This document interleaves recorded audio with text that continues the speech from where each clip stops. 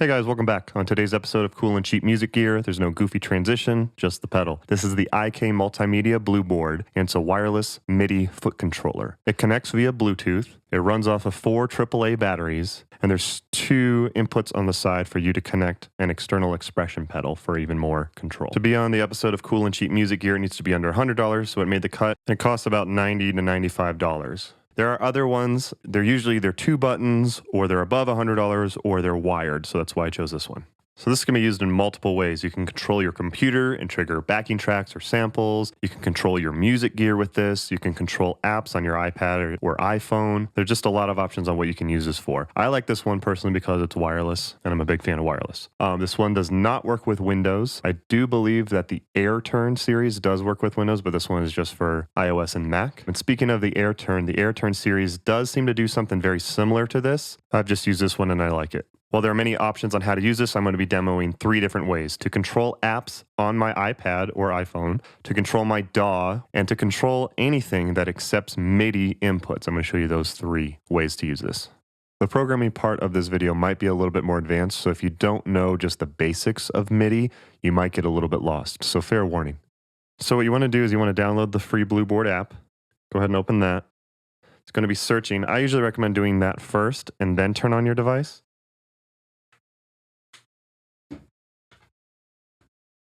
Just seems to work better that way. Tap here to connect, it'll find it.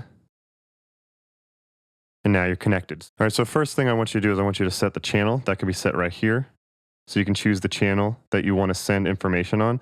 I'm going to choose channel 4, just because you want to get into the habit of not choosing channel, of not just setting everything to channel 1. You can set it to control change mode or program change mode by going to the menu. So you can have it send program changes or control changes. In program change, I wish you could change the individual settings, but unfortunately, it's just bank 1. So A sends program change 1, 2, 3, and 4. And then if you hold A, it scrolls up to the next one. Then you can send 5, 6, 7, and 8, and so on and so forth. I wish you could program them, but that's one of the limitations of it being under $100. But I'm going to demo this in control change mode. Here you can set them to be whatever you want. So I've already preset this one up. So you can say A is going to send CC 49, 50, whatever you want. Now, to use it with your apps inside of your device, you have to open the app and start programming. Now, each app is going to have a different way to read MIDI. Some apps won't have it. Some apps will have it. So I'm going to demo it with Loopy. So for this one, you have to make sure Enable Network and Virtual MIDI are on. So every app is different. So you're going to have to go through the headache of trying to figure out what everything does. So on this one, hit Blueboard, and then you hit that arrow button. And it gives you it's automatically set this up. You can delete these. That's up to you. But click Add Bindings, and this is what's cool. Most apps that are able to be controlled by MIDI, it says waiting for events. So you can set the action. I'm going to set it to reset session. It's waiting for a signal. D, I push D, now it knows when I push D, it's going to reset the session. Save your binding, go back.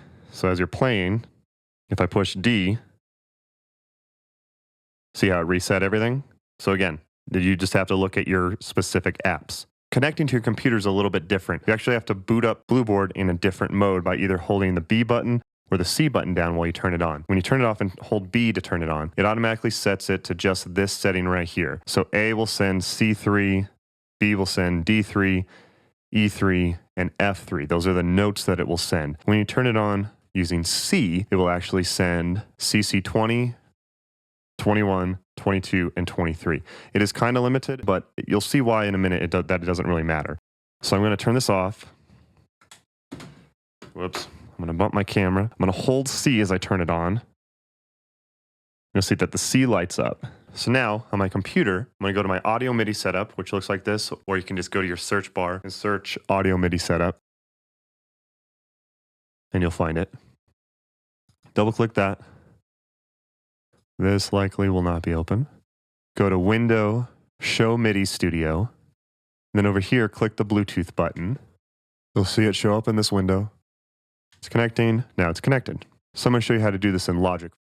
Okay, so you're going to see the audio that I'm recording for this, but I can still show you how to do this. In Logic, to program these changes, you go to Logic, Key Commands, and then edit. All of these options in here, you have the option of controlling. So for example, I'm going to do play, and then over here you can say learn new assignment. So when I click that, it's waiting to hear something. I'm going to push C, and you can see it added that control change there. So now when I push that button, I'm not going to do it because I'm recording right now, but when I push that button, you'll see that it'll start playing. Make sense? All right, for my last trick, I'm going to use the Blueboard to control my HX Stomp. And if you've seen my other videos, this is the RIPCORD, which is USB powering the HX Stomp. And this is the YAMAHA wireless MIDI. So I have videos of those in my series of cool and cheap music videos, so be sure to check those out as well. So I've reset the Blueboard back to loading in A. So I turned it off, turned it back on, holding A. And now I'm back in the Blueboard app, as you can see. So if you remember, 49, 50, 51, those are the control changes. So this is going to send CC 49, 50, and 51, which happen to be this button, and this button on the HX Stomp. So now I'm going to go into Audio Bus. I'm going to go to MIDI.